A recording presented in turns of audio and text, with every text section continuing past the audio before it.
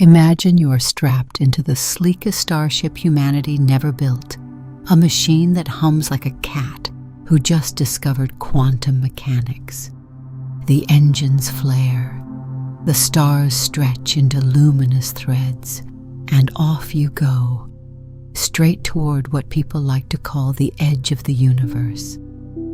It sounds dramatic, almost like you are about to peel back a cosmic wallpaper and discover what is hiding behind it. But before we even get close, the first thing the universe does is laugh quietly, the way a magician chuckles when the audience thinks they have figured out the trick. Because if the universe has an edge, it is certainly not the kind with a neat label like, "You are now leaving reality, please come again." No, the universe is far more emotionally unavailable than that. It loves mystery the way cats love knocking things off tables. As you accelerate through the darkness, your eyes glued to some distant point where the stars begin thinning out, you notice the strangeness of the journey. Space does not behave like a landscape you can simply cross. There is no cosmic highway sign saying, "Edge, 30 light minutes ahead, snacks available." Instead, the further you race, the more the universe itself seems to shift under you. Distant galaxies slide away as though they are trying to avoid awkward small talk. Every kilometer you travel feels less like covering ground and more like chasing the tail of a creature that refuses to be caught. You begin to suspect that this mission might end the same way all legendary quests do, with more questions than answers, and one very confused explorer. Good evening, curious minds. I truly hope you will enjoy today's video. Before we begin, leave a comment and tell me where and when you're tuning in. And if you find yourself learning something new as you drift towards sleep, consider subscribing, but only if you enjoy these calm journeys through the universe. Now, let's begin. And yet, there is a thrill in the chase. Humans have always wondered where things end. You reach the edge of a cliff, a map, a video game world, and you expect some sort of boundary, a limit, even a warning message. So naturally, we expect the universe to behave as politely. After all, everything else ends. Even your favorite series eventually reaches a finale that ruins 3 seasons of emotional investment. But the universe? Oh no. The universe is the overachiever who refuses to turn in the assignment because it wants to keep revising it forever. As your ship darts deeper into the dark, you start thinking about what an edge even means out here. Your mind wanders to childhood moments of wondering where the sky ends, whether outer space has a ceiling, or what sits on the other side of everything. You might recall lying on your back, staring up, and feeling the kind of existential dizziness that only children and philosophers enjoy. Now racing among the stars, you are back in that state of wonder, with a touch of cosmic vertigo for flavor. But wonder is exactly the right mood, because the cosmos specializes in being spectacularly uncooperative with human intuition. Space stretches, bends, drags, hides, and folds. It behaves less like a calm, predictable stage and more like a mysterious, shifting maze that keeps remodeling itself out of sheer theatrical spite. And the idea of an edge, that is the universe's favorite misdirection. You are chasing something that keeps moving, the way a rainbow always seems just a little farther no matter how fast you run. The universe excels at cosmic, you can almost reach it energy. Still, the idea of an edge is too delicious to ignore.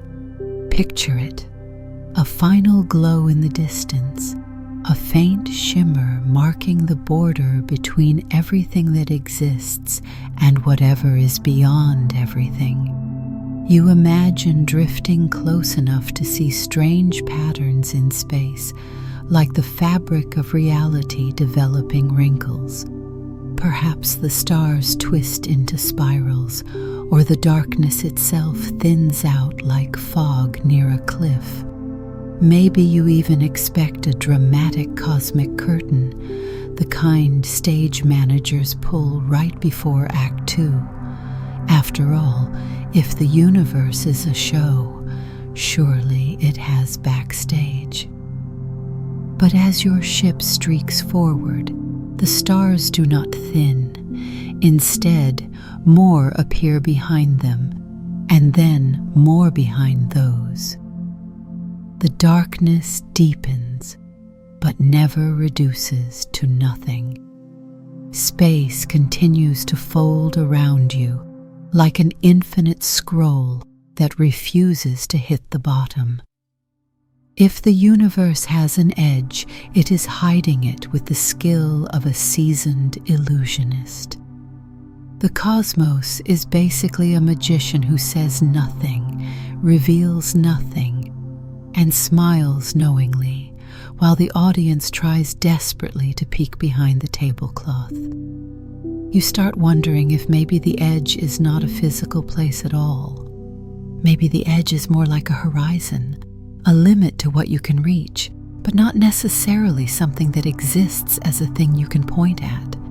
The horizon on Earth does not stop you from walking forward. It simply shifts every time you approach it. The universe might be doing the same thing, letting you chase a boundary that retreats faster than you can ever close the distance. And yet, even this realization does not kill the excitement.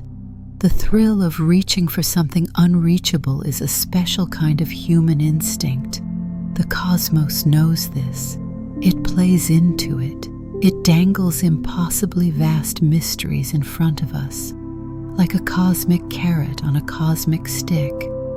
And we, curious, stubborn, imaginative, continue to chase them.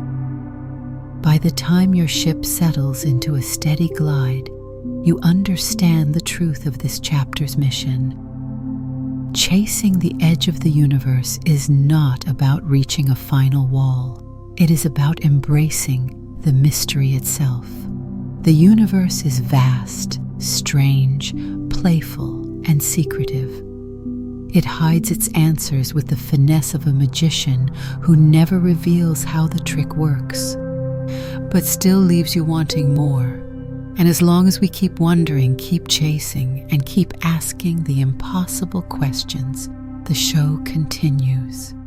The cosmos keeps performing, and the journey stays worth every impossible mile. When people talk about the edge of the universe, it sounds like something dramatic enough to come with flashing warning lights, or maybe even a cosmic security guard who checks your passport and asks why you are trying to leave existence. But scientists use the word edge in a much more subtle, infuriatingly clever way. They do not mean a wall or a cliff or some cosmic railing that keeps everything from tumbling into the abyss. Instead, they talk about the edge of the observable universe, emphasis on the word observable, because that one word changes absolutely everything. Imagine you are standing in the middle of a huge field on a foggy morning. You know the field probably continues far beyond what you can see, but the fog sets a limit on how far your eyes can reach. The edge of your visibility is not the edge of the field, It is just the limit of what light is willing to deliver to your eyes. The universe works the same way, except the fog is replaced by an ultimate rule of nature. Light can only move so fast, and the universe has only existed for a certain amount of time. Those two facts together give us the cosmic equivalent of that foggy boundary. The idea that light has a speed limit is one of those facts that feels so normal now, but only because the universe insisted on it long before humans even learned to walk upright. Light travels astonishingly fast, fast enough to make everything else in existence feel like it is crawling, but it is still not infinitely fast. It has a maximum speed that nothing with mass can ever outrun. It is the universe's strictest rule, and no amount of begging, bribing, or aerodynamic redesign will ever convince light to go even a tiny bit faster. And here is where the cosmic bouncer comes in. Picture the universe as the most exclusive nightclub ever created. Light is the guest list. Only photons that have had enough time to travel from their starting point to us are allowed inside. Anything farther away sends its light out, but that light simply has not had enough time to reach Earth yet. It is like the universe saying, if you did not leave early enough, you are not getting into the observable zone tonight. Because light travels at a fixed speed and the universe has a fixed age, there is a maximum distance from which light could have reached us by now. That distance forms a kind of spherical boundary around Earth, not because Earth is special, but because we happen to be observing from here. If we lived on another planet, orbiting another star across the galaxy, the observable bubble would form around that point instead. Every observer gets their own bubble, like a custom cosmic snow globe that follows you through space, but politely refuses to shake itself. This boundary is not a physical structure. There is nothing out there blocking us. It is simply the limit of what has had time to reveal itself. Beyond that boundary, the universe continues, maybe forever, but we cannot see it yet. And this is where the edge gets its misleading reputation. People imagine it as a border, but in reality, it is more like the edge of a photograph. The picture stops, but the landscape keeps going. Even stranger is the fact that this boundary is not static. Because the universe is expanding, distant galaxies are constantly moving away, stretching the fabric of space between us and them. As time passes, light from more distant regions can reach us for the first time, expanding our observable bubble outward. At the same time, some regions are rushing away faster than light can chase them, sliding out of the observable zone permanently. It is cosmic push and pull, and it makes the universe feel like it is playing keep away with the most precious data in existence. And what makes this even more fascinating is how deeply personal the observable universe is. Two observers in different locations see overlapping but not identical cosmic bubbles. It is like each point in space is the center of its own reality, not because of ego, but because of physics. Light spreads outward like an ever-growing sphere, and every point in the universe has its own sphere of visibility, shaped by its own cosmic surroundings. The idea that we are surrounded by an invisible, expanding bubble of what we can potentially witness gives the word edge a kind of poetic subtlety. It is not an edge you can travel to, or touch or cross. It is an edge that comes to you, one photon at a time. The universe is constantly delivering new information across unimaginable distances, and every day the boundary of our understanding grows just a little wider. So when scientists say the edge of the universe, they are talking about this horizon of visibility, not a border. And when they talk about light speed limit, they are really talking about the universe enforcing a kind of cosmic door policy. If the light has not made the trip in time, it does not get in. In that sense, the edge of the observable universe is less like a wall and more like the faintest whisper of a story still being told, carried across billions of years, drifting through expanding space, and finally arriving at Earth as a message from the deep past. And all because light decided it would rather arrive fashionably late than break the speed limit.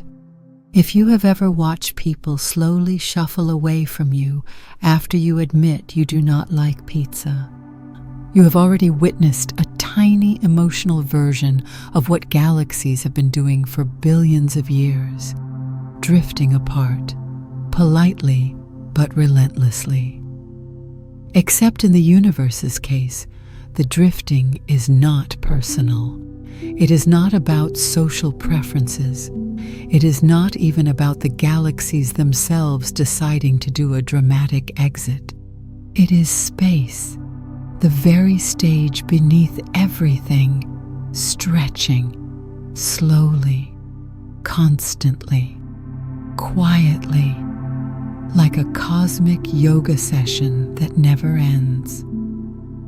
The idea that space expands is one of those concepts that sounds simple until you try to picture it. We are used to objects expanding, balloons, bread dough, those dinosaur-shaped capsules you drop in water. But empty space? How does nothing stretch? Yet that is exactly what it does. Space itself swells, and as it does, galaxies are carried along for the ride like swimmers on inflatable rafts, drifting apart as the pool magically grows larger between them. This expansion is not a force pushing galaxies away. It is the space between galaxies increasing.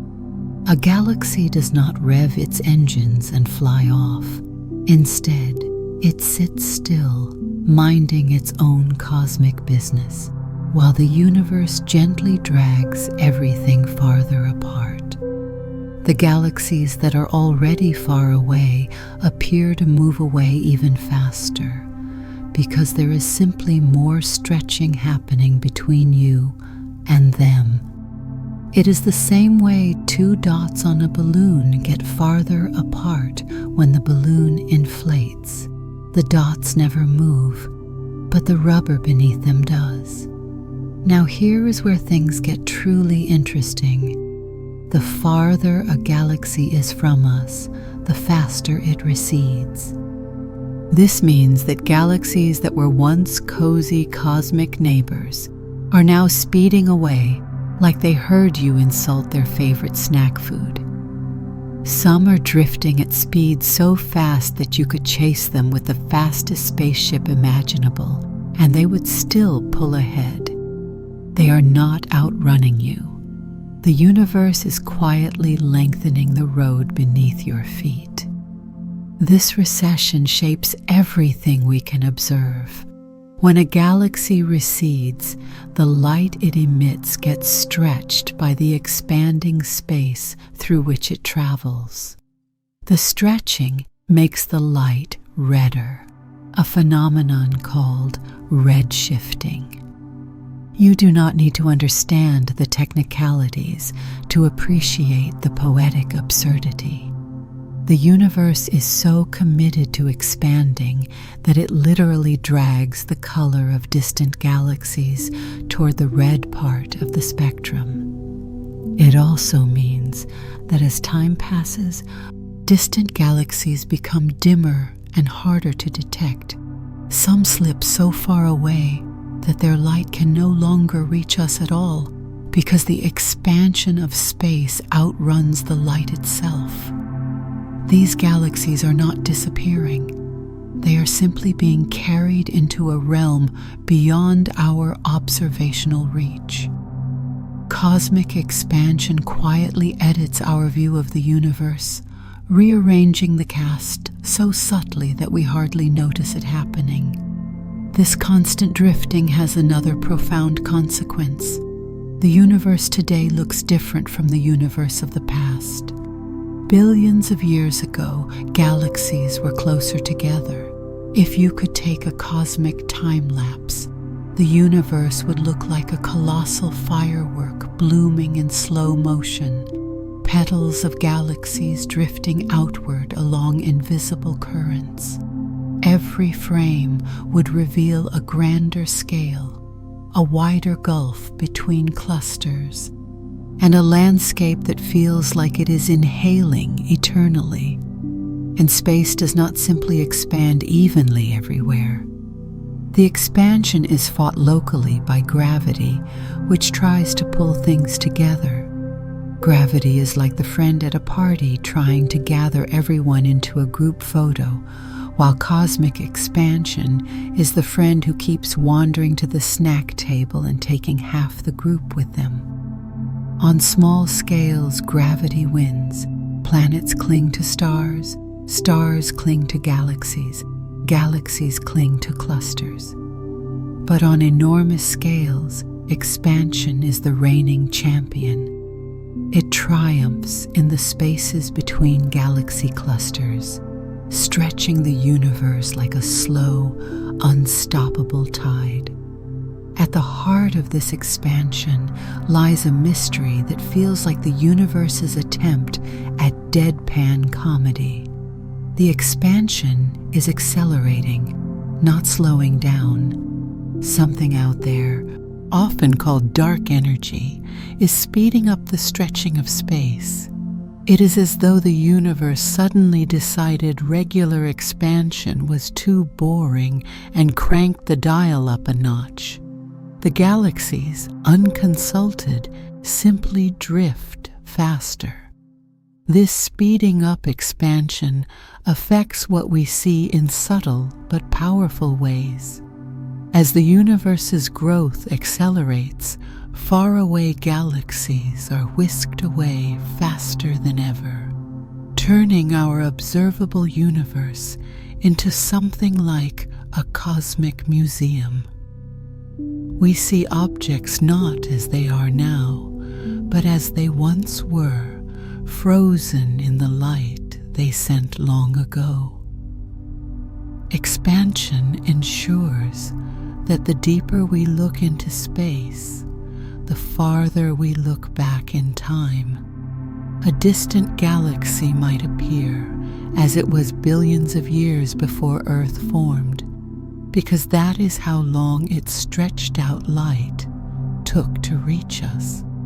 Cosmic expansion also means the night sky of the far future will not resemble the night sky we see now. Over unimaginable stretches of time, more galaxies will vanish over the cosmic horizon, their light forever unable to reach us.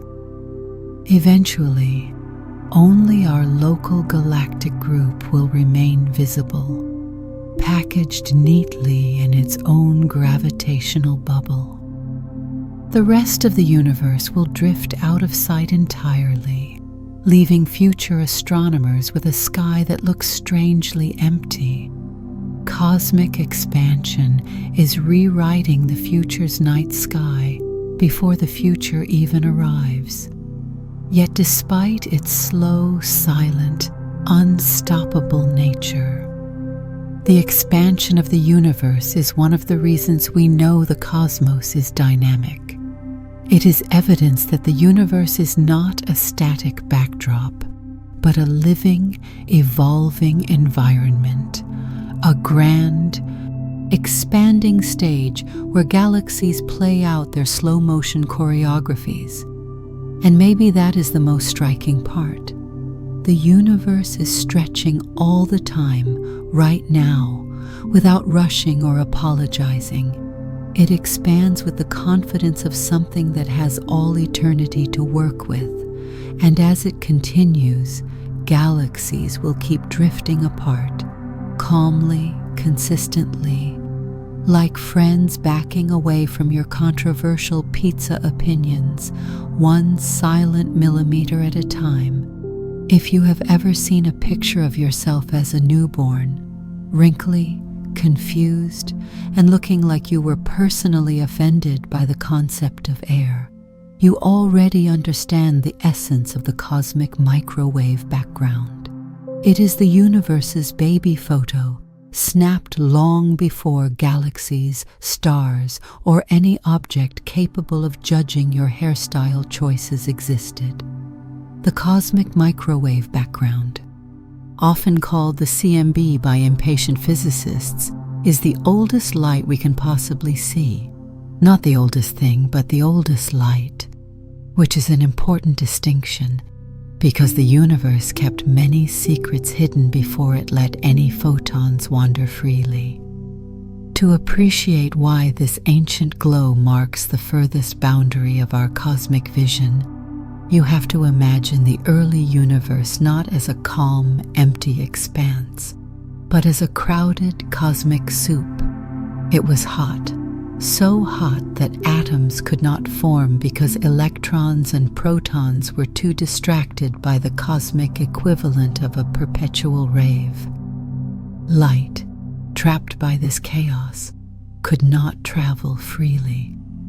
Photons bounced around like panicked pinballs, constantly smacking into particles and never escaping into open space.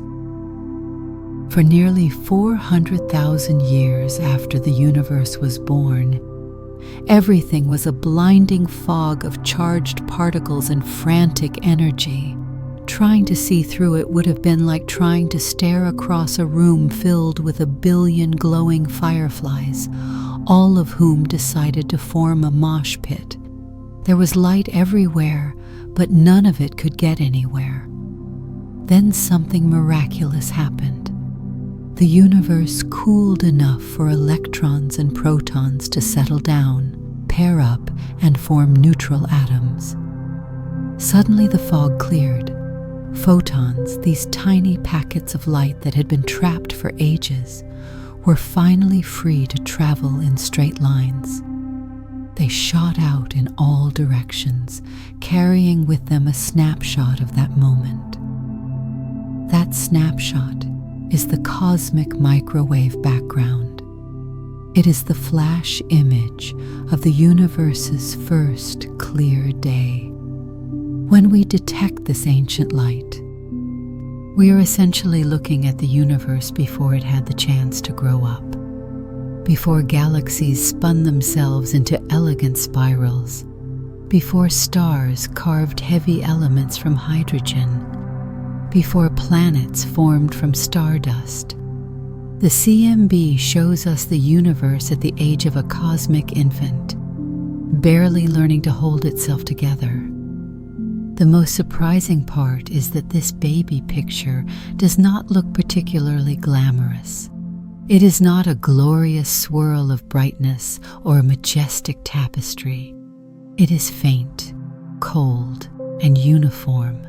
So uniform that when scientists first discovered it, they thought their instrument was picking up leftover noise from heating equipment. Only later did they realize they had stumbled across the oldest light in the universe, still humming softly through every corner of the sky. The cosmic microwave background is incredibly cold today. because the universe has been expanding since that moment of photon liberation. As space stretched, the wavelengths of this ancient light stretched with it, cooling it from blistering radiation to a gentle microwave glow barely above absolute zero. The universe's baby photo is now more like a very old postcard, faded with time but still carrying the message of its origin. What makes the CMB so important is not just that it is old, it is that it forms a kind of observational horizon. When we look at the cosmic microwave background in any direction, we are looking as far back in time as light can take us. Beyond that moment, beyond those first photons, we simply cannot see, not because there is nothing there, but because the universe before that was opaque. Light had not yet broken free, so the CMB is not the edge of the universe, but it is the visible edge of its childhood. The map of the CMB also contains tiny fluctuations, small temperature variations that look like freckles on the face of the cosmos. These subtle patterns may seem unimpressive, but they are responsible for almost everything that exists. They are the seeds of structure, tiny regions where matter was slightly more or slightly less dense. Over billions of years, those slight differences grew into galaxies, stars, and eventually all the cosmic drama we see today. It is like looking at an old photograph of a toddler and spotting the faintest hints of the facial features that will become recognizable in adulthood. When scientists create maps of the CMB, they are not just admiring an old cosmic portrait. They are examining the blueprint of the universe's early architecture. Those faint variations in temperature are the fingerprints of ancient processes we can barely imagine. They whisper of sound waves rippling through hot plasma, of primordial density waves, of the earliest tug-of-war between gravity and pressure. If the universe were a symphony, the CMB would be the opening chord, soft, distant, and essential. The boundary defined by the cosmic microwave background is a strange kind of frontier. When we observe it, we are not approaching a wall. We are looking through time, not space. The CMB does not mark the edge of the universe. It marks the edge of visibility. Beyond it lies a chapter we cannot read, not because it does not exist, but because the universe has locked that era behind an opaque curtain. And yet, even if it is just a whisper, the CMB gives us a rare feeling, the sense that we can glimpse the universe as it once was, long before stars ignited or atoms gathered into galaxies. It is the universe's first portrait, simple, unassuming, and profound. And like any good baby photo, it tells a story that hints at everything still to come. There is something both comforting and deeply unsettling about the idea that the universe might be infinite. On one hand, it means there is always more to explore. On the other hand, it means there is always more to explore, and your brain might start sweating just thinking about it. Infinity is not a normal number. It is not even a number at all. It is more like the universe's way of saying, I refuse to pick a reasonable size, so here is a concept that breaks calculators and keeps philosophers employed.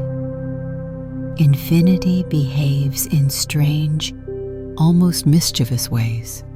If it were a person at a brunch, It would be the one who keeps ordering refills even after the restaurant has turned off the lights and started stacking chairs.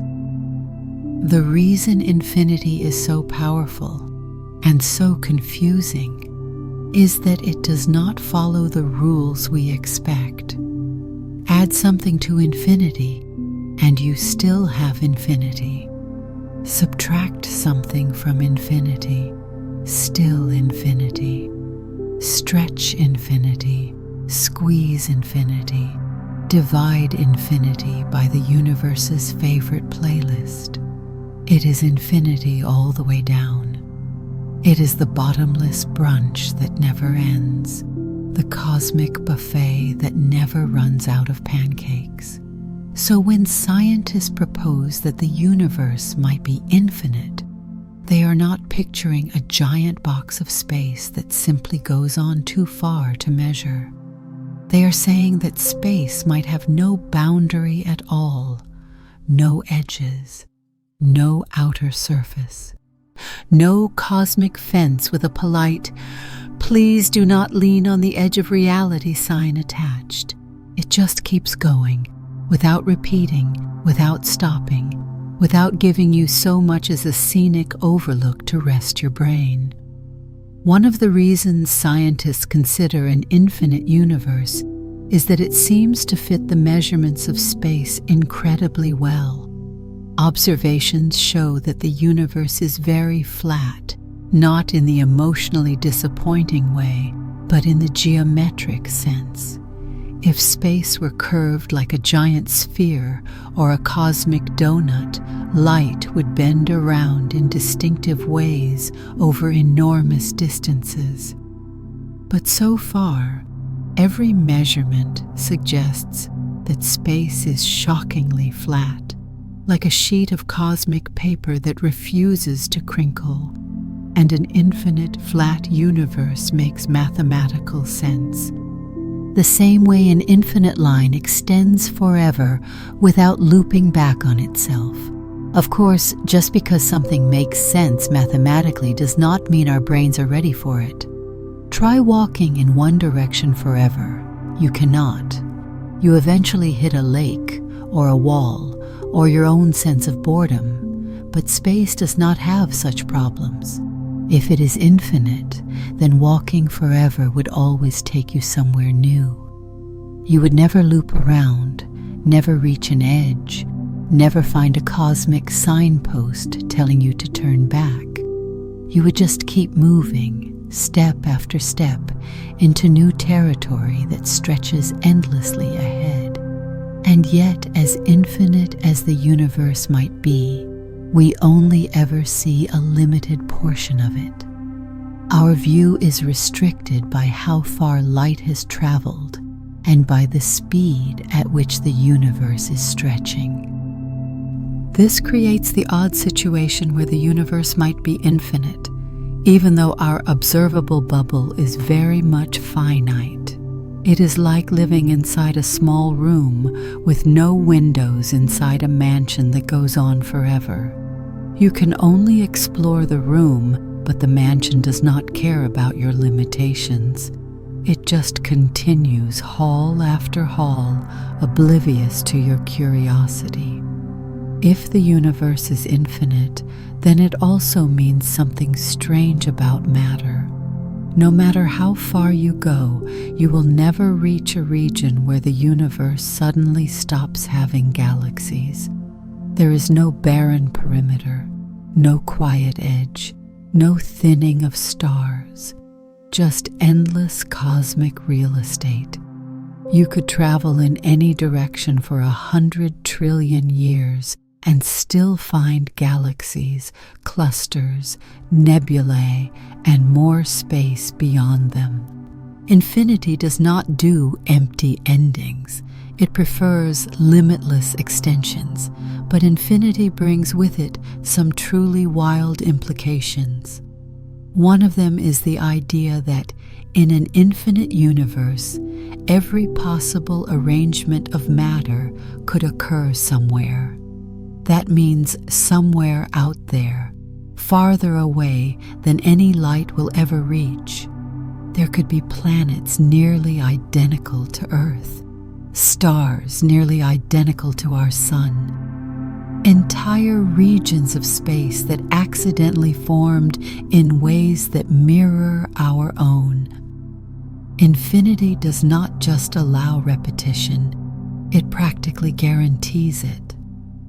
It is the cosmic version of a typing monkey, eventually recreating every novel ever written, given infinite time and an unreasonable amount of bananas.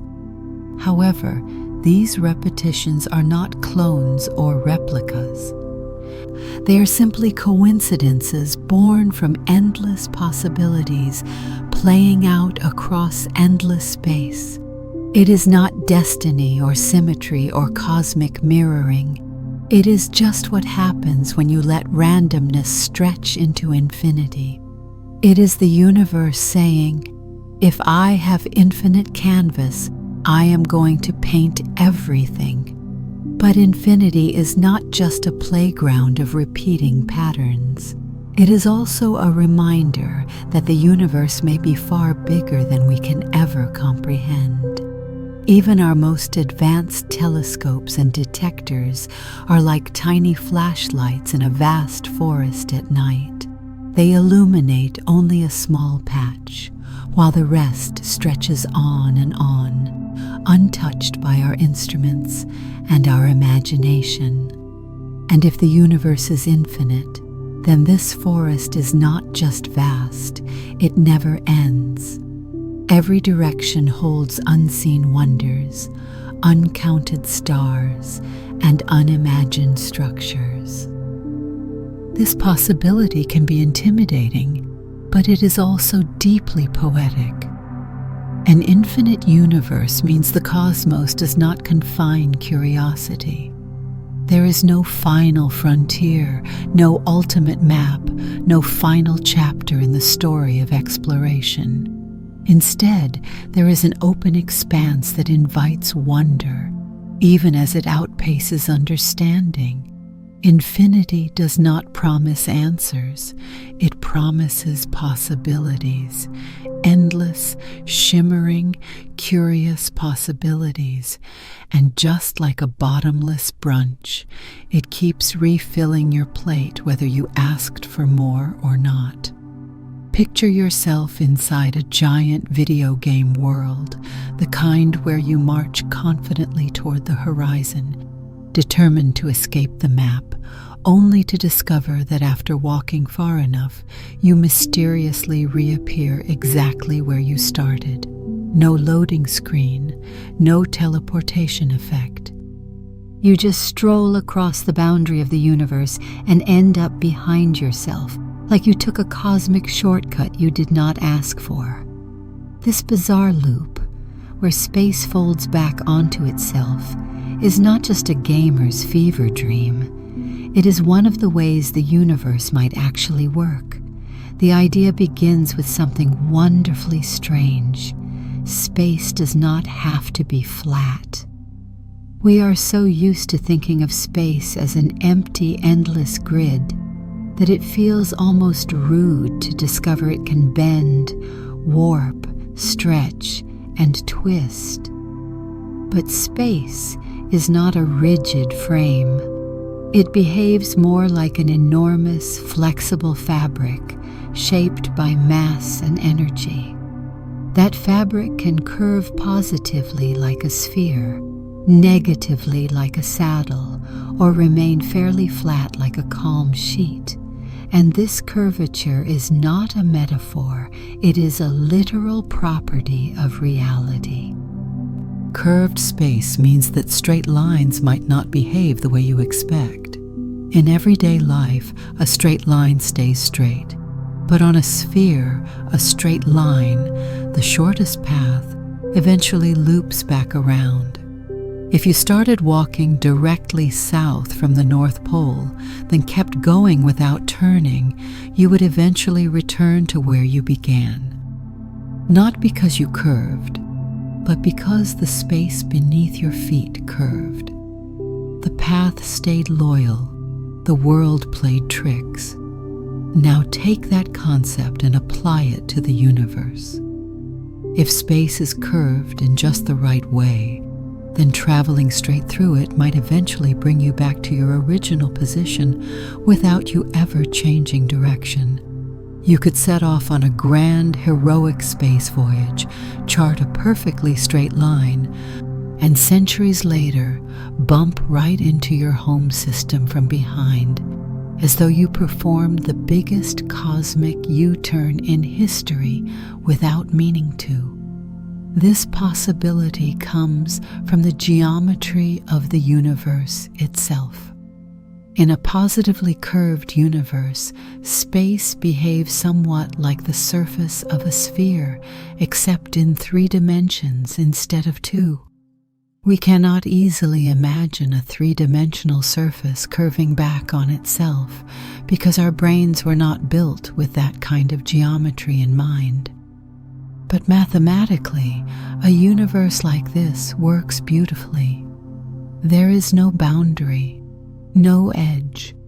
It simply connects back to itself smoothly, like a loop that has embraced its destiny. If the universe does wrap back around, you might wonder whether we could see our own galaxy repeated across the sky. Could we point a telescope far enough into the distance and catch a glimpse of the Milky Way from another angle, billions of years younger, like a cosmic hall of mirrors? In principle, yes, if the universe is small enough and curved in the right way.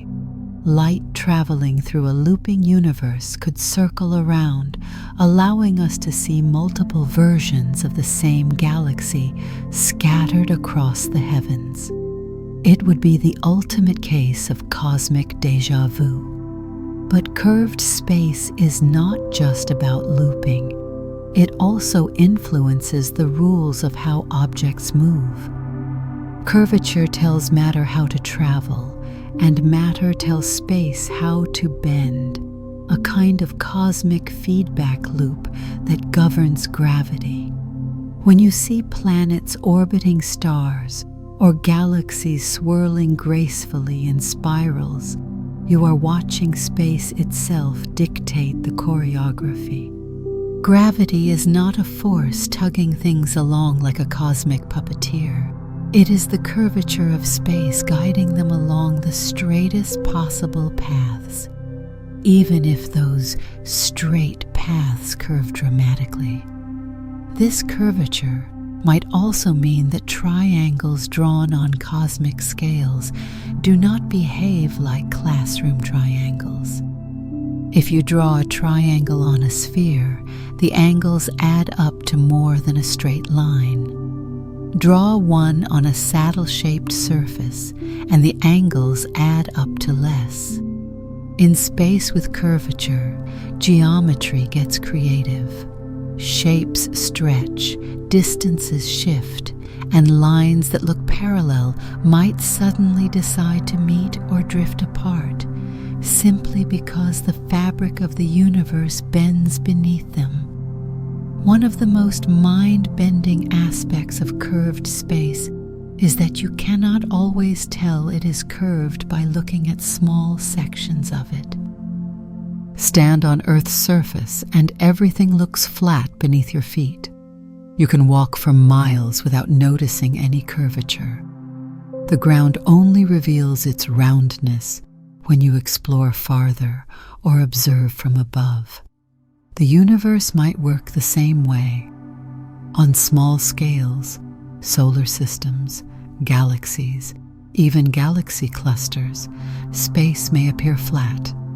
But on unimaginably large scales, curvature could make the cosmos loop like a grand hidden architecture we have not yet mapped. What makes this possibility especially tantalizing is that curved space would mean the universe is finite, yet unbounded.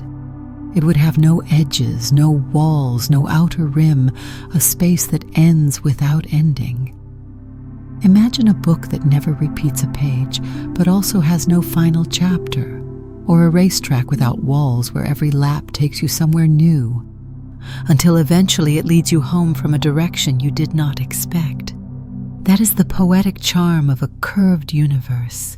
It is contained without being trapped.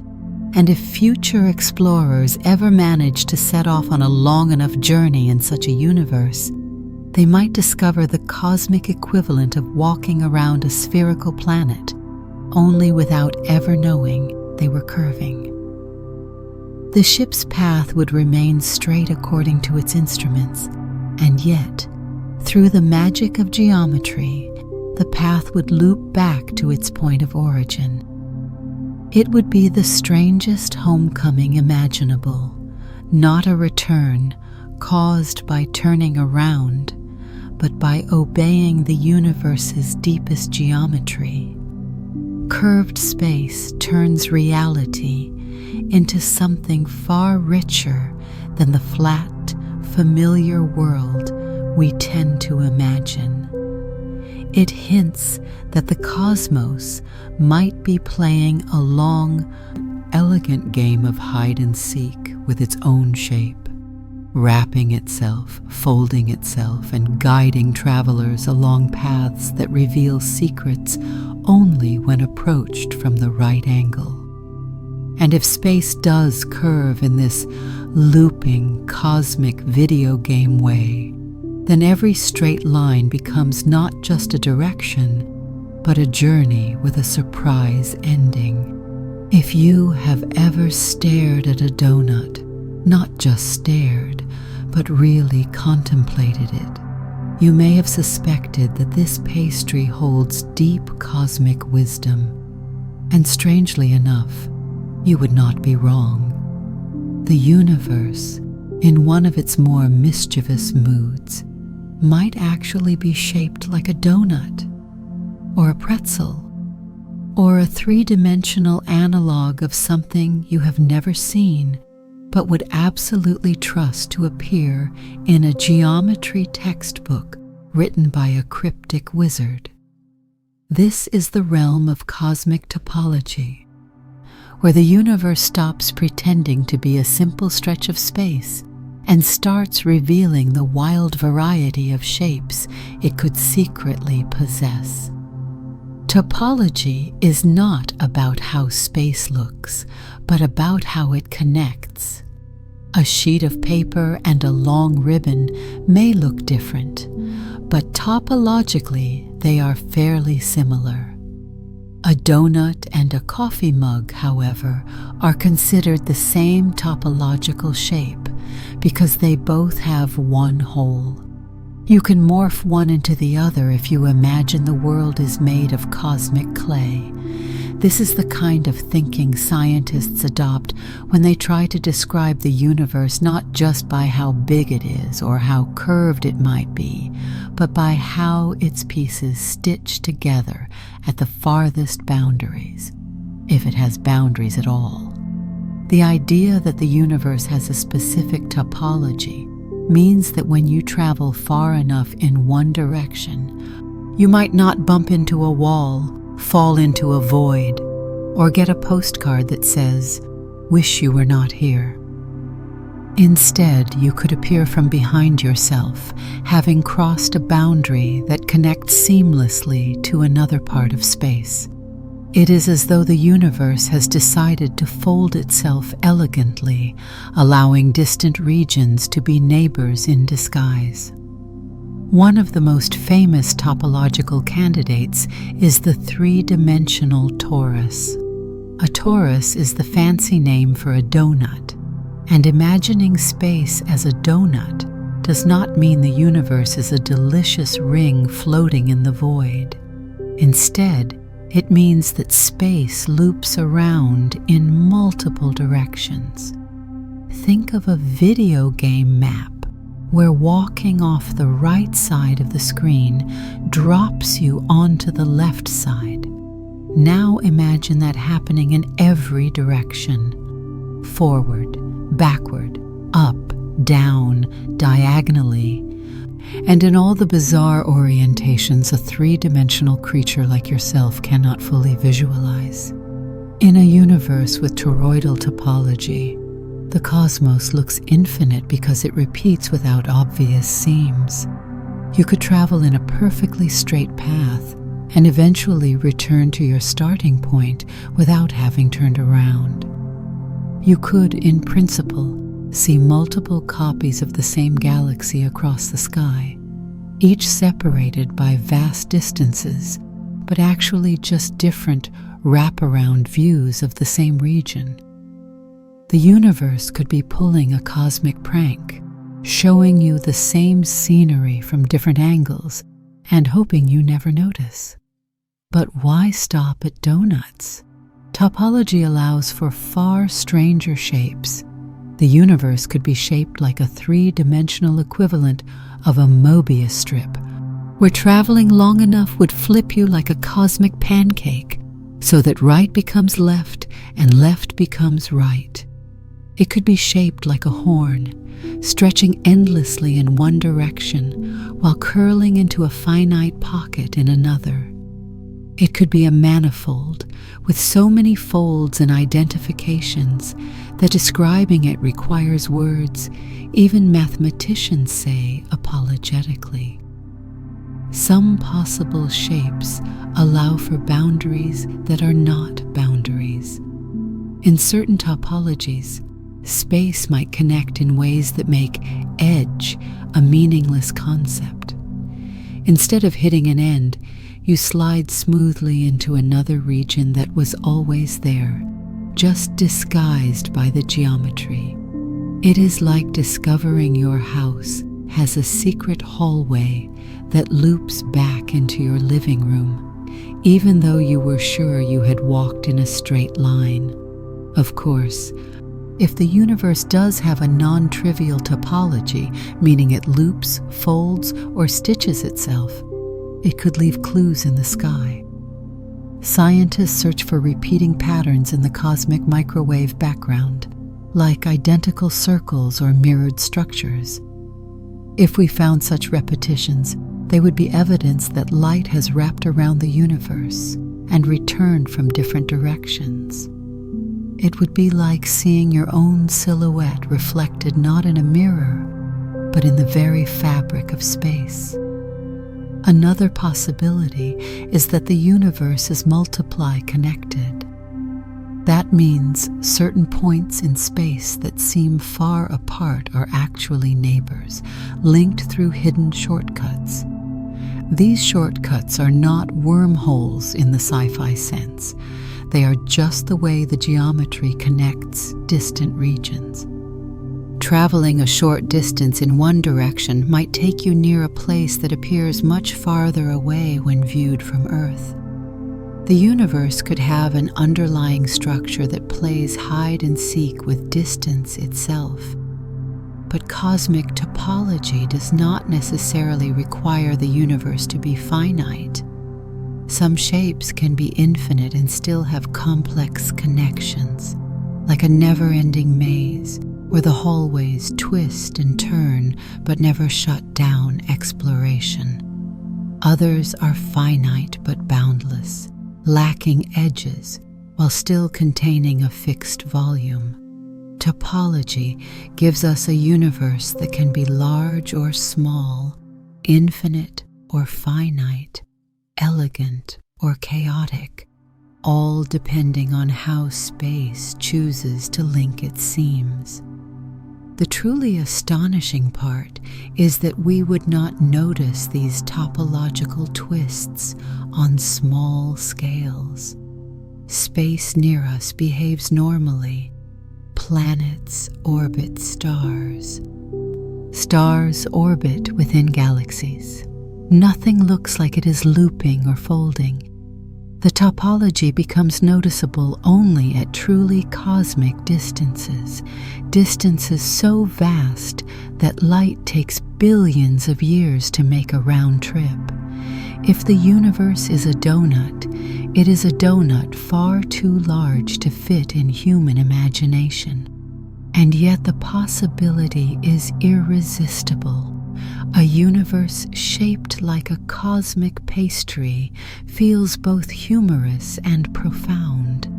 It suggests that space might not just stretch or expand, it might connect in ways that resemble the most surprising shapes nature can offer. Whether the universe is a torus, a Mobius-like manifold, a horn, or some indescribable geometric masterpiece, topology invites us to imagine that the cosmos is not simply big, but cleverly built. Perhaps the universe truly is a donut that refuses to admit it, an elegant, looping structure hiding behind the straight lines and calm skies we see from Earth.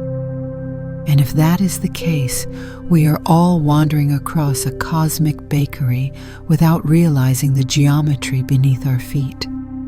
If the universe had a highlight reel, cosmic inflation would be the opening scene, the part where everything happens so quickly that even the narrator would need to take a deep breath afterward. Inflation was not a gentle stretching, nor was it a polite expansion. It was the cosmos doing the fastest growth spurt in history, expanding with such enthusiasm that it makes every other process in nature look sluggish by comparison. Picture the universe as a newborn who wakes up, decides it needs more personal space, and instantly grows from smaller than an atom to something large enough to host billions of galaxies. Not in a year, not in a day. In a fraction of a moment. To appreciate inflation, imagine you are standing at the starting line of a race, holding a stopwatch, and the universe is beside you, lacing its cosmic sneakers. You click the timer, ready to measure a respectable jog. But instead of running, the universe sprints so fast that it breaks the concept of timing entirely. Before you even process what has happened, the finish line is not just far away. It is gone, moved beyond the horizon faster than you can blink. You are left holding a stopwatch that has barely noticed what occurred while the universe has already claimed a victory medal and rewritten the rules of the track. Inflation was triggered by an exotic energy field whose behavior is unlike anything we see today. It acted as a kind of anti-gravity turbocharger, causing space to swell at a staggering rate. This was not expansion as we experience it now, where galaxies gently drift apart over billions of years. This was expansion on caffeine, adrenaline, and several espressos too many. Space doubled in size repeatedly, so rapidly that the doubling happened more times than you can count, without your brain filing a cosmic complaint. But the true magic of inflation is not just its speed, it is what it accomplished. Before inflation, the universe was tiny, dense, and energetic. Small differences in density and temperature were smoothed out like lumps in dough. Space was stretched so dramatically that any curves or wrinkles were ironed flat, leaving the universe looking remarkably uniform across vast distances. What we observe today, the calmness of the cosmic microwave background, the even distribution of galaxies on large scales, was sculpted during this microscopic moment of frantic expansion. Inflation also explains something that would otherwise be baffling. Why regions of the universe so far apart that they could never have communicated with each other look nearly identical. It is as though two people on opposite sides of Earth, dressed exactly the same without coordinating down to the matching shoelaces. Inflation solves this by revealing that those regions were once close together, so close they could exchange energy and temperature before being thrust apart faster than any signal could keep up. Now here is where the horizon outrunning becomes truly mind-bending. Inflation expanded regions of space far beyond what light could ever travel. Remember, light has a speed limit. Inflation had no patience for that.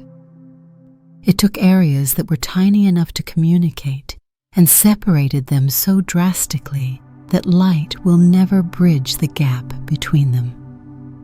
The universe did not simply become large, it became so enormous that the vast majority of it is permanently sealed off from our view, not because it is hidden behind a curtain, but because inflation placed those regions beyond the reach of any signal. Imagine trying to chase a finish line that keeps accelerating away faster than you can run. You can sprint until your shoes melt, but you will never get even slightly closer. That is what inflation did to the edges of our observable universe. It pushed them away faster than the speed of light, not by dragging matter faster than light can move, but by expanding the space between everything. The result is that the observable universe is just a tiny bubble within a much grander cosmic reality, a speck inside a vastly larger expanse that inflation stretched beyond our reach. Even more intriguing is that inflation may not have stopped everywhere at once. Some theories propose that inflation continues in remote regions, endlessly spawning new pockets of space, where expansion continues unchecked. This process, sometimes called eternal inflation, would mean our universe is just one bubble among an infinite foaming sea of bubbles, each with its own physics, its own history, and its own cosmic possibilities. Our bubble stopped inflating and cooled down enough to form stars and galaxies. Other bubbles may still be expanding in wild, frantic bursts, like cosmic fireworks frozen mid-explosion. But even if inflation ended everywhere, it left the universe monstrously larger than anything we can observe. No future telescope, no matter how powerful, will ever reveal the full cosmos. Inflation made sure of that. It is the ultimate cosmic prank, granting us a universe so vast that almost all of it is forever hidden. What makes inflation so captivating is that it reshaped reality in the blinkiest blink possible. It smoothed out the early universe, set the initial seeds for galaxy formation, stretched quantum fluctuations into the patterns we see in the sky today, and made the cosmos so enormous that our observable patch is just a tiny island in a sea we will never reach. Inflation took the universe's starting conditions, ran them through a high-speed blender, and poured out a cosmos ready to form everything from stars to atoms to people scratching their heads at the sheer audacity of creation. If the universe had a finish line, inflation took it, placed it on a rocket, and launched it beyond the horizon before any observer could so much as tighten their running shoes. And we have been trying to catch up ever since. If you have ever tried to toss a message in a bottle into a river, only to watch the current snatch it away faster than you can shout, "Wait, not that direction," you already understand the emotional spirit of a cosmic event horizon.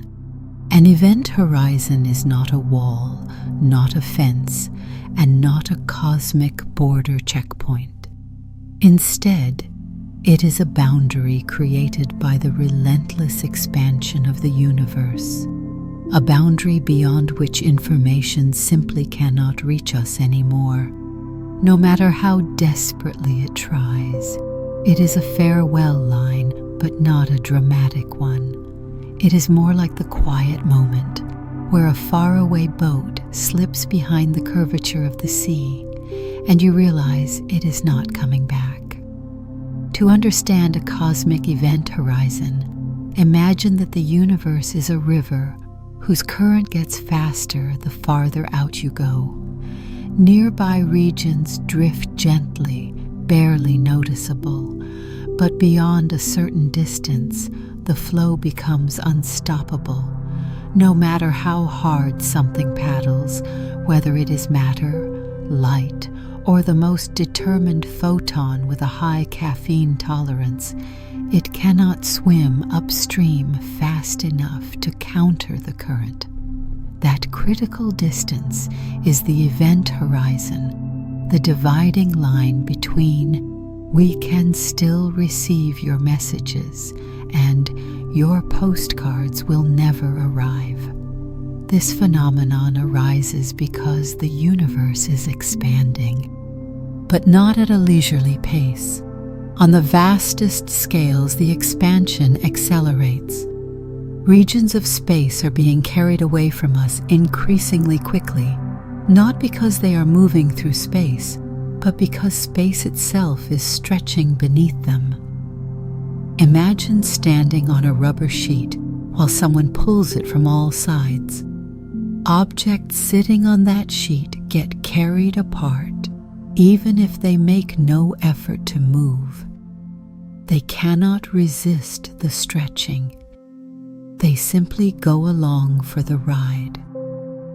The event horizon forms at the distance where this stretching outpaces even the fastest thing in the universe: light. Light might be the speed champion of physics, but it still has rules to follow. It moves through space, but it cannot overcome the expansion of space. And when the expansion increases beyond a certain speed, even light loses the race. Photons emitted beyond the horizon travel toward us, doing their absolute best. But space stretches so quickly that the distance between us and them grows faster than they can shrink it. They fall behind endlessly, like a runner trying to catch a finish line that is accelerating away at just the right moment to remain ahead forever. This does not mean that objects beyond the event horizon vanish or cease to exist.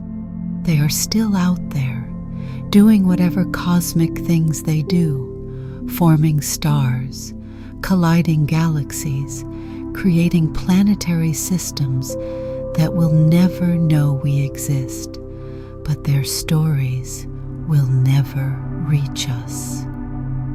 The light they emit now, or tomorrow, or a billion years from now, will never get here.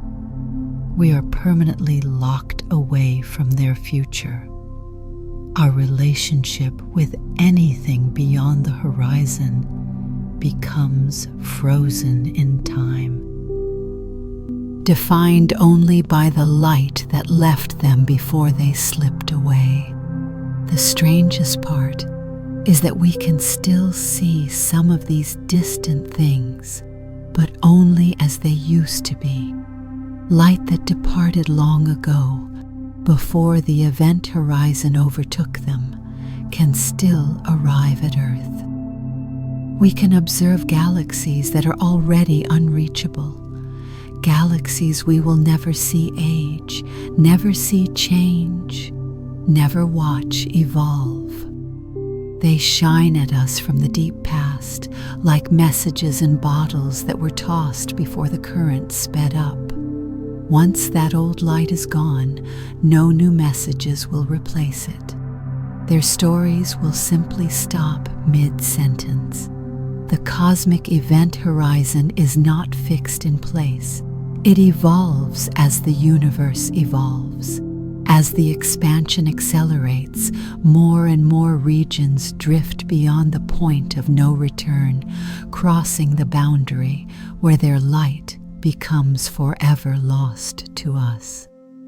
The universe constantly edits itself, trimming away distant chapters faster than we can read them.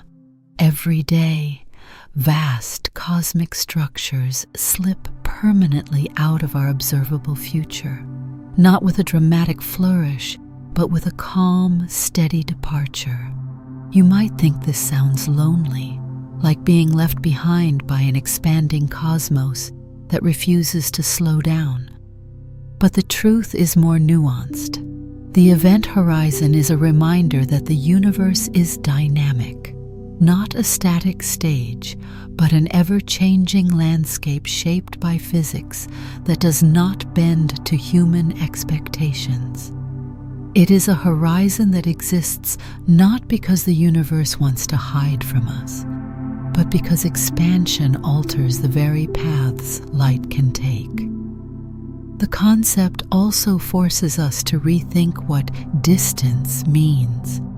In everyday life, distance is something you can narrow by walking, driving, or flying. But in cosmology, distance is not just space. It is the relationship between space and time. Something can be physically closer than another object, yet be more unreachable because of how space behaves between you and it. A galaxy might be 15 billion light-years away, but still visible, while another might be slightly farther and already completely lost behind the event horizon. This boundary carries profound implications for the future.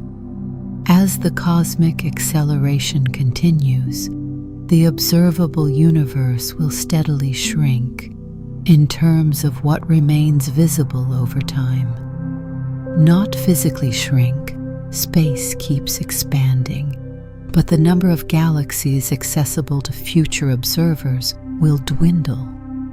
Eventually, long after humanity has evolved into something unrecognizable or vanished entirely, the sky will hold only a few familiar structures.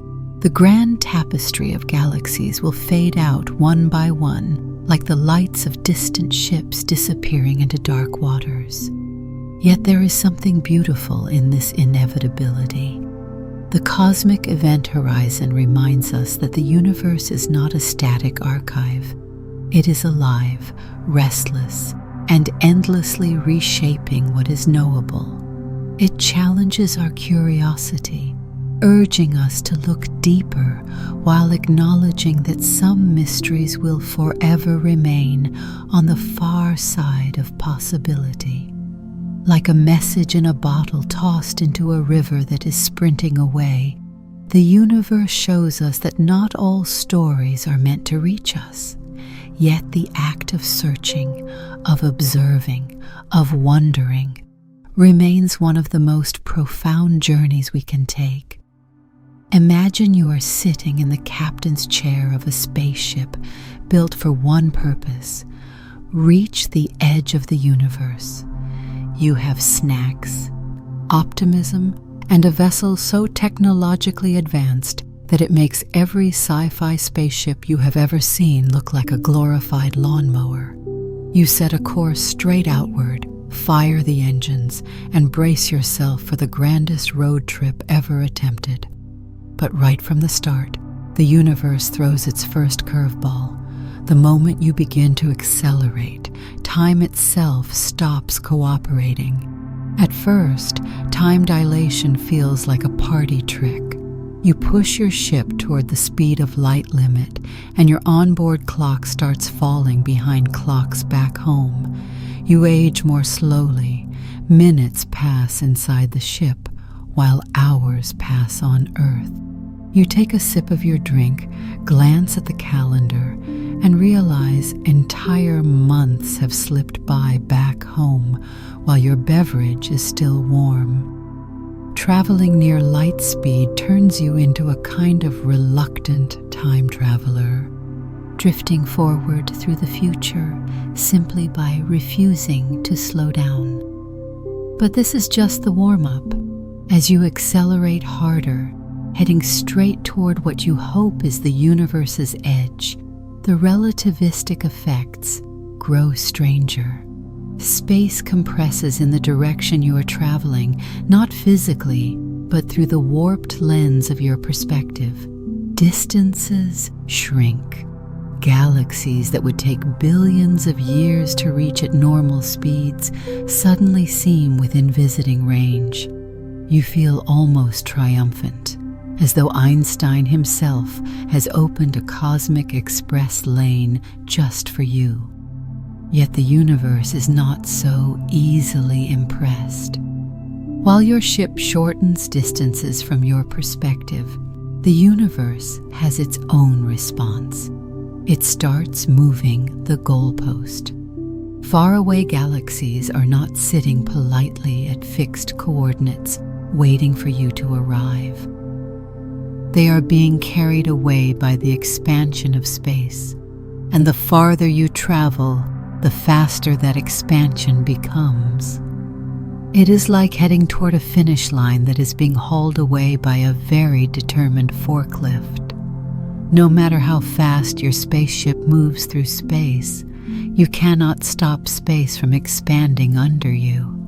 It is like trying to run across a treadmill that is speeding up just enough to keep your feet exactly where they are. Except the treadmill is the fabric of the universe, and it has unlimited power and a mischievous streak. Every time you push your engines harder, space stretches faster, as if responding with "nice try," but absolutely not. Still, you press on. Your ship reaches a speed where time dilation becomes extreme. If you glance out the window, the light from galaxies ahead shifts toward higher energies, compressing into fantastic blues and violets. Meanwhile, light behind you stretches into lazy reds, smearing across space like a sunset you left behind ages ago. The more you accelerate, the more the universe appears to distort, as though the cosmos is being filtered through an artistic lens that favors drama. You decide to calculate how close you are to the edge. But here is the catch. The edge is not a fixed thing. It is a horizon, one that moves. Every second you chase it, it races away, pulled by the expansion of space itself. Your fastest calculations show something unnerving. No matter how long you travel, the edge will always be slightly farther. You could burn fuel until your engines melt, navigate across trillions of kilometers, and still find yourself no closer than before. It is cosmic futility in its purest, most elegant form. But your journey still has consequences. Because of time dilation, while only a few years pass on your ship, millennia, then millions of years, begin slipping by outside. Civilizations rise and fall, stars complete entire life cycles, galaxies collide, merge, reshape, and drift. The universe ages, but you barely do. You become a witness not to distance, but to cosmic history unfolding in fast forward. Traveling near the speed of light becomes less about reaching places and more about jumping ahead in the universe's timeline. Eventually, a thought occurs to you. If the universe is expanding faster than you can travel, then what exactly are you chasing? Not a wall, not a boundary, not a cosmic finish line. You are chasing the limit of what can ever interact with you, a limit defined not by distance, but by the behavior of space-time itself. It is the universe's way of saying, you can explore within your bubble, but the rest is off limits. And that bubble keeps changing. If you could watch the universe from outside physics, Somehow stepping into a metaframe where space does not warp around you, you would see a poignant truth. Your ship is speeding through a cosmos where the edge is a receding ghost. It is always present as a concept, but never available as a destination. You are running after a horizon that never lets itself be caught. Still, the journey is not pointless. Even though you will never reach the edge, you will experience something that no stationary observer could. The universe transforming in ways too slow for normal perception. You witness galaxies fading as they cross into unreachable territory, slipping out of your causal reach forever. You observe structures that no one else will ever see. You travel so far into the future that your home star is long gone, its light now a faint relic etched into space. And then, perhaps after centuries of shipboard time, or maybe only a few subjective years, you come to a realization. The edge of the universe was never a place you could physically reach. It was a boundary defined by the flow of information, shaped by the expansion of space-time, and guarded by the laws of relativity. Your journey was never about arrival. It was about discovering how deeply the universe commits to its own rules, even when faced with the most determined traveler imaginable. The universe does not block you with walls. It simply outruns you, quietly, elegantly, and faster than your spaceship can complain. Imagine floating at the farthest edge of existence, if such a place exists, half expecting to find a colossal brick wall with a polite sign reading, "End of universe, please do not climb." Maybe there is a cosmic security guard sipping tea, making sure nobody trespasses from the other side, as though the multiverse contains rowdy neighbors. But the more you explore this idea, the more the universe looks like the kind of place that does not bother with fences, gates, or walls. Not because it is welcoming, but because outside the universe there is, well, nothing. And nothing is not exactly known for staging surprise invasions. The idea of a literal boundary wall is strangely appealing. Humans love edges. We build fences around yards, walls around cities, borders around countries. And we even put limits on how late you can order breakfast at diners, possibly the most tragic boundary of all. So when we look at the universe, our instincts ask for an edge, a boundary, a cosmic perimeter where the universe ends and something else begins. But physics has a habit of smiling at our instincts and gently replying, "That is adorable, but no." A physical wall at the universe's boundary raises more questions than it could ever answer. For one, what would the wall be made of? Concrete? Hyper-advanced cosmic metal?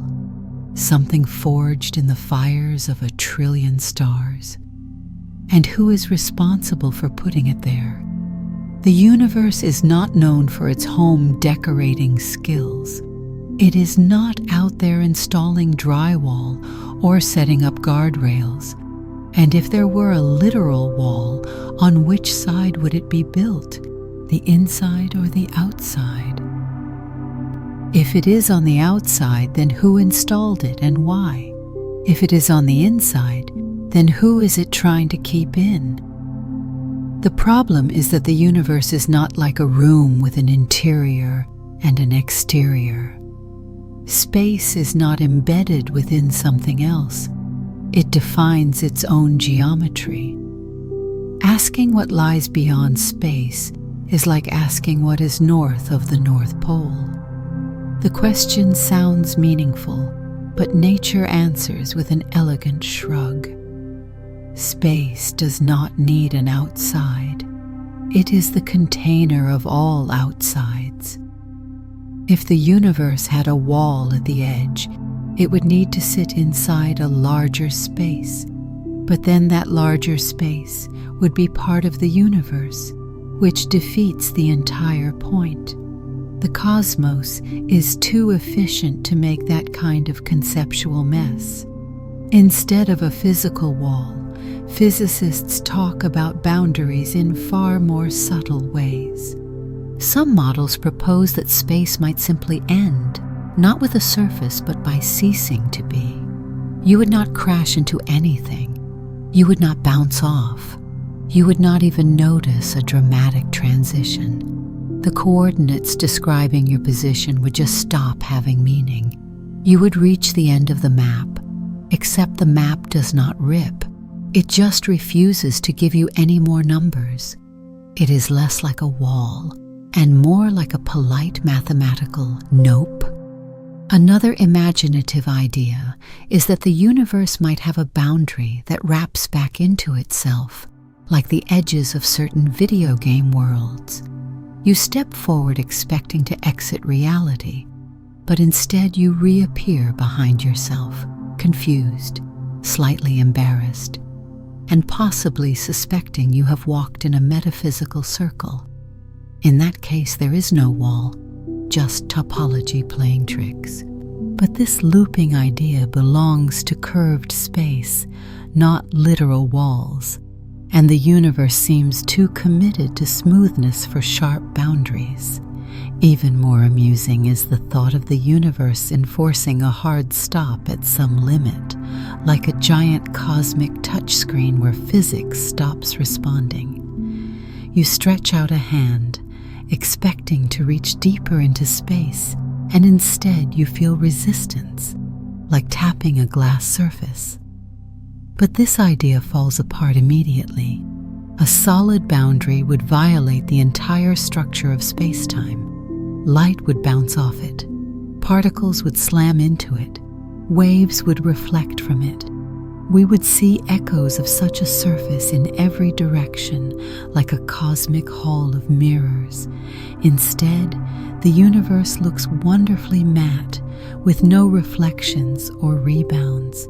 If there were walls, the universe would be filled with galactic graffiti, repeated flickers, distortions, echoes of stars ricocheting off the edges. Instead, the sky stays quiet in that regard. But perhaps the most humorous argument against a cosmic wall is simply that the universe does not need one. Nothing is trying to invade from the outside. No rogue galaxies are sneaking over the cosmic border at 3 a.m. The universe is the whole of everything, and nothing lurks outside because outside is not a physical location. It is just a word our brains invented because we love categorizing space into neat boxes. The universe seems to work like this. Space extends as far as its geometry dictates, without requiring a physical barrier to hold it together. Its rules define where things can be, which means nothing has to keep unwanted guests out. There are no guests, only the universe itself, unfolding according to the laws it carries within. Still, the absence of a boundary wall does not make the universe any less mysterious. The idea that space simply stretches onward, or curves back, or blends into something beyond our comprehension, can be more unsettling than any wall ever would be. A wall at least gives closure, an endless expanse gives questions, and the universe seems far happier handing out questions than answers. So, does the universe have a literal boundary wall? all evidence points toward absolutely not. No matter how far you travel, you will not find a cosmic fence, a brick border, or a sign politely informing you that you have reached the end of reality. The universe does not enforce its limits with physical barriers. It enforces them through the very nature of space and time, which is a much more elegant way to keep things orderly. And besides, even if the universe did try to build a wall, who would climb it? There is nothing on the outside trying to sneak in. The cosmos stays safe, not because it built defenses, but because it is everything, and everything does not need protection from anything else.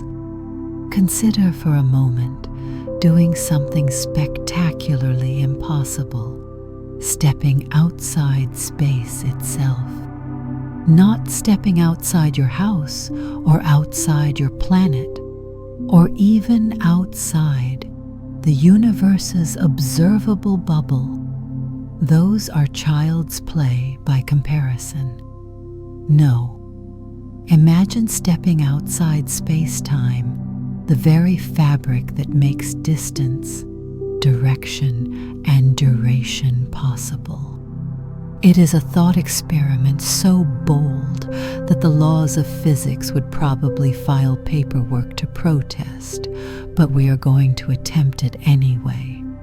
After all, one of the perks of imagination is that the cosmic rulebook takes a brief coffee break. To begin, picture space-time not as an abstract idea, but as something tangible, a fabric with texture and depth. It is not cloth, of course, but the metaphor helps. Think of a vast, flexible sheet. Stars and galaxies sit on that sheet like weights, bending it into curves and valleys. Light follows the grooves. Planets spin along its slopes. Every bit of motion, every orbit, every gravitational tug is just a traveler obeying the topography of this cosmic fabric. Space-time is not passive. It shapes the story of everything that motion touches. Now imagine standing on that sheet, watching it ripple with the comings and goings of celestial objects. Waves of gravity roll through it when massive things collide. Tiny vibrations shiver through it when particles interact. The sheet is never truly still. It is alive with subtle movement, responding to mass and energy the way an ocean responds to the wind. You are standing on this restless expanse, feeling the curvature beneath your feet. But the question of stepping off the sheet is where the trouble begins. If space-time is the fabric that contains everything, stars, thoughts, particles, people, what would it even mean to be outside it? Directions lose meaning. Up and down stop being helpful words. Time itself does not tick beyond the fabric, because time is a thread woven into the sheet, not something waiting on the sidelines. Stepping outside space-time is like trying to walk off the page of a book while still being a character in the story. Yet, imagination insists, so let us push on. Suppose you somehow find a way to lift a corner of the cosmic sheet, peeling it upward like a giant blanket. You do not tear it. You just create a little gap between the universe and whatever lies beyond. Suddenly, the entire cosmos is suspended before you, curved and glowing, a luminous bubble floating in a dimension that has no distance because distance itself is part of the bubble. You are standing in the impossible place between geometry and meaning. From here, the universe looks startlingly elegant. Great filaments of galaxies form glowing threads woven into a web that stretches through the cosmic bubble. Vast voids punctuate the structure like dark pockets where the fabric barely dips. Clusters of galaxies gather at the intersections of filaments like jewels settled in the folds of a shimmering tapestry. Space-time reveals itself as a masterpiece, patterned by gravity, stretched by expansion, rippled by motion. But from your position above the sheet, you can see something else. You can see how the sheet curves not just in 2 dimensions, but in ways that defy earthly visualization. The curvature loops around in intricate shapes, bending into directions your mind does not have names for. It wraps itself into configurations that look familiar from one angle and utterly alien from another. This is not a flat plane gently curving into a sphere. It is a manifold with depth beyond description, a shape with edges that never end but always fold back into themselves. Peering behind the cosmic curtain also reveals something profound about the nature of boundaries. You can see that the universe does not need a surrounding container. It is self-contained, its geometry complete without requiring an exterior. The edge, if you could call it that, is simply where the sheet folds back into the dimensions it inhabits. There is no wall, no cliff, no frontier. The universe extends as far as the sheet extends, and the sheet extends because it is the universe. Asking what lies beyond the fabric becomes as nonsensical as asking what lies beyond a thought before it is formed. Yet the most startling revelation comes when you try to observe the passage of time from this impossible vantage point. Time does not flow across the sheet like a river. It is part of the shape.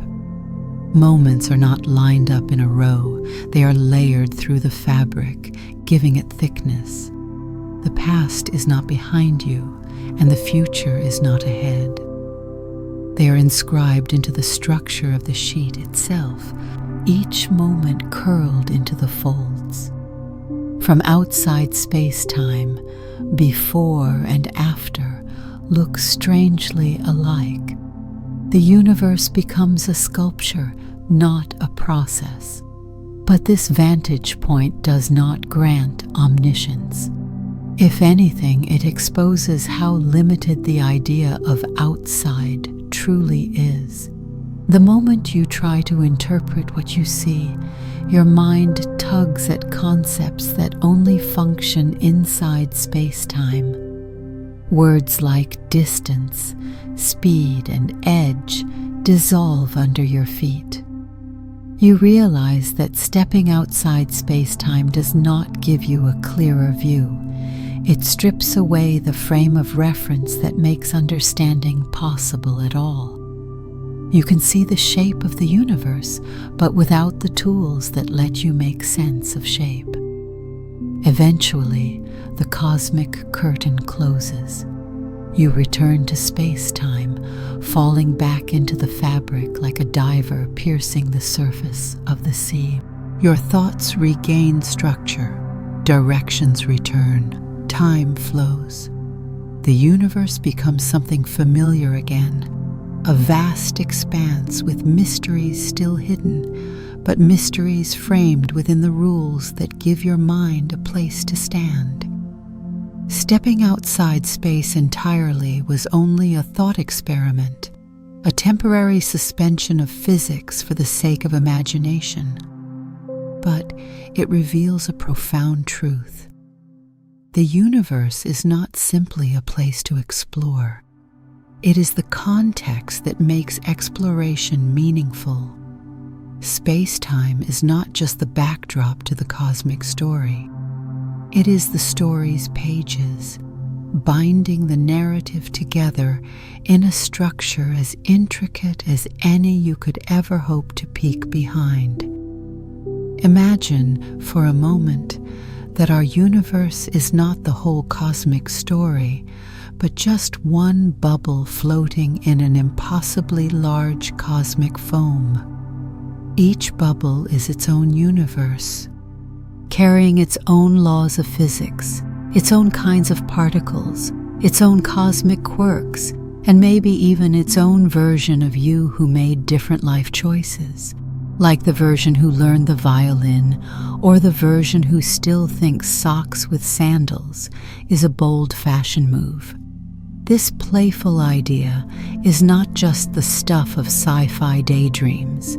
It is one of several scientific models that suggest our universe might be part of a much larger structure, the multiverse. The term multiverse sounds dramatic, like something you say while wearing a mysterious cloak and speaking in riddles. But in physics, it refers to a broad family of ideas, each suggesting that what we call the universe may not be the only cosmic bubble in existence.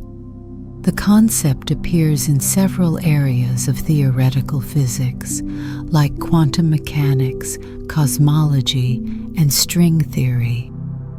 Each pathway points toward the possibility that our universe may be one of many, a single member in an ensemble so large that counting becomes meaningless. One popular version arises from cosmic inflation, that ultra-fast expansion that we explored earlier, might not shut off everywhere simultaneously. Instead, it may stop in some regions while continuing wildly in others. The regions where it stops form stable bubbles, each becoming a universe with its own properties. Meanwhile, inflation outside those bubbles keeps stretching space faster and faster, spawning new bubbles indefinitely.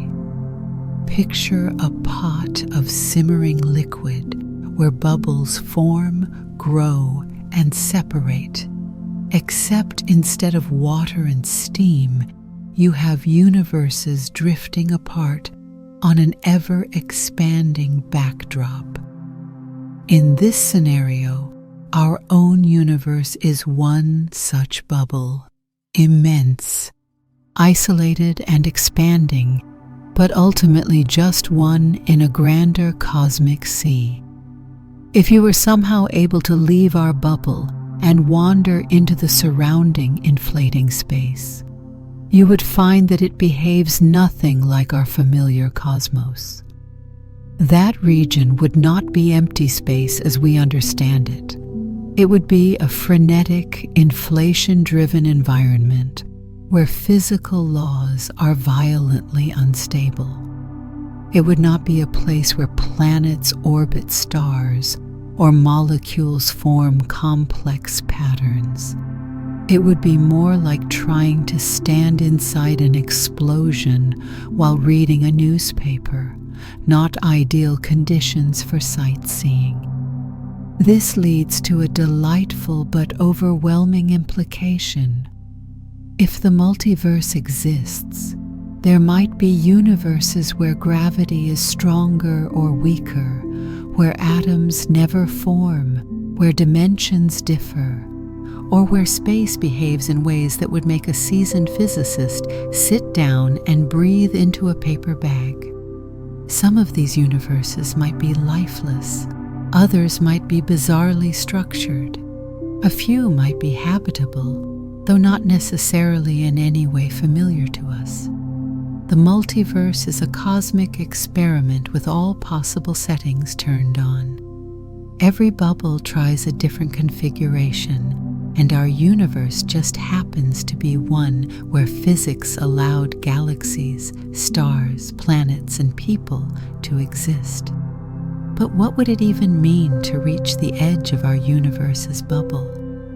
Would you drift into another bubble like traveling between soap bubbles in a cosmic sink? Sadly, or perhaps mercifully, this is not expected to be possible. The space between bubbles expands at breakneck speed, far faster than anything inside a bubble could travel. Even if you had a spaceship capable of flirting with light speed, you would be trapped within your bubble. The outside is receding faster than any traveler could ever chase, stretching the gap before you as quickly as you attempt to cross it. If the universe were a cosmic neighborhood, our bubble would be the house you can never step out of, not because the door is locked, but because the driveway keeps getting longer every second. Even if you could somehow reach the wall separating our universe from the next, that wall would not behave like a simple membrane. The boundary between bubbles would be a region where the physics of one universe meet the physics of another. Think of it as the cosmic equivalent of two languages colliding mid-sentence. Fundamental particles in one bubble may have no meaning in another. Forces might behave differently. Energy might transform into bizarre forms that align with neither universe's rules. Crossing into another bubble might be like trying to take a fish out of water and place it into a kaleidoscope. The environment would not kill you because it is hostile. It would kill you because the concept of you might not even be definable there. Of course, some multiverse ideas go in other directions. Quantum theory's many worlds interpretation suggests that every quantum event splits reality into branches. Each branch is a universe with its own trajectory. In that scenario, the multiverse is not a collection of distant cosmic bubbles. It is a branching structure where parallel realities coexist invisibly, stacked like layers of an unimaginably dense book. Multiverse interpretations in string theory propose even stranger possibilities, with extra dimensions curling and unfolding in patterns that produce whole families of universes. Yet despite this dizzying array of possibilities, every version of the multiverse shares one feature: the universes do not mingle. Each bubble, branch, or dimension lives out its story in isolation, like actors on separate stages that never intersect. The idea might feel disappointing to the explorer in you, the part that longs to hop between universes as casually as visiting other cities. But it is also humbling. It suggests that our universe may be part of something vast and intricate, yet forever unreachable. In a way, this makes our universe feel even more precious. If we are one bubble among many, our cosmic home is not less significant. It is uniquely tuned, profoundly improbable, and staggeringly fortunate. It is a bubble where stars light the sky, where chemistry becomes biology, where minds ask questions about their place in existence. And if the multiverse truly is a foamy sea of bubbles, endlessly forming and drifting apart, then perhaps the most beautiful aspect is this: we are a tiny story held inside a single shimmering bubble, floating quietly in a cosmic ocean too big for comprehension. Whether there are infinite bubbles or just a handful, our bubble is the only one we can ever experience firsthand, and in its own spectacular way that makes it feel like the most extraordinary bubble of all. After wandering through cosmic horizons, sprinting expansions, looping geometries, and speculative bubble realities, the journey brings us to a quiet moment of reflection, the kind you feel when the credits roll on a film that made you question your place in everything. We began this adventure chasing something we called the edge of the universe, only to learn that the universe does not deal in edges.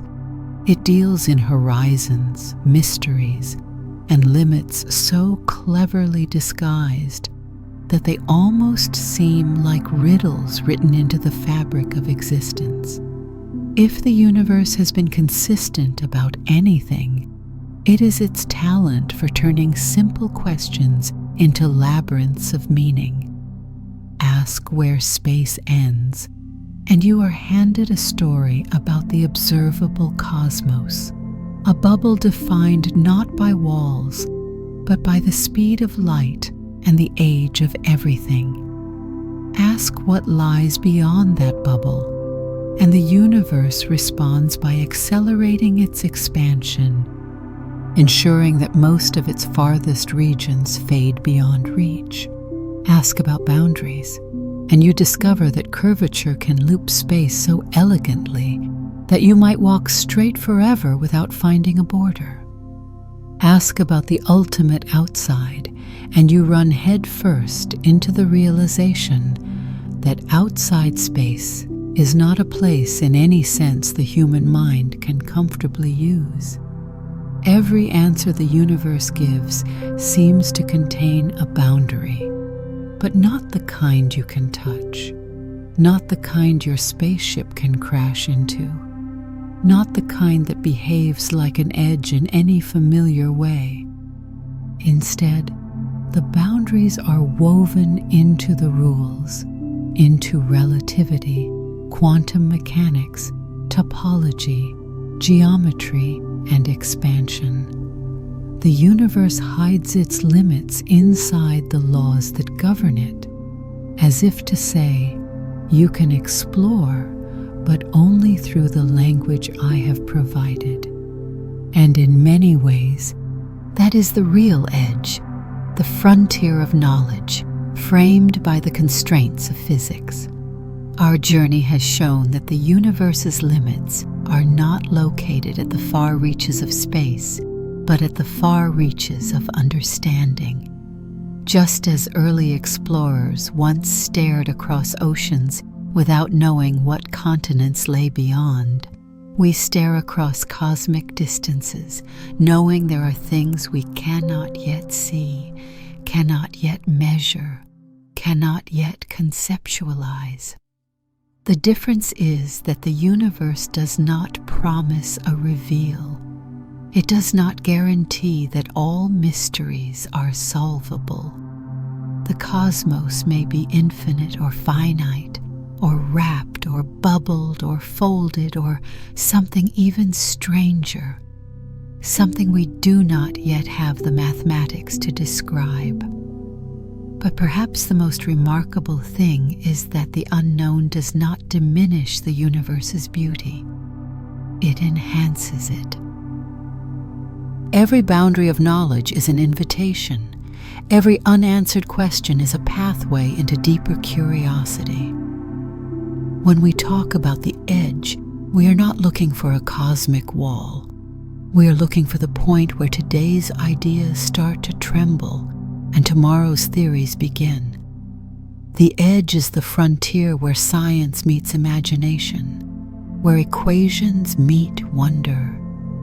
Throughout this journey, we have seen how each cosmic phenomenon, expansion, curvature, horizons, inflation, topology, and even the possibility of other universes, tells a story about limits.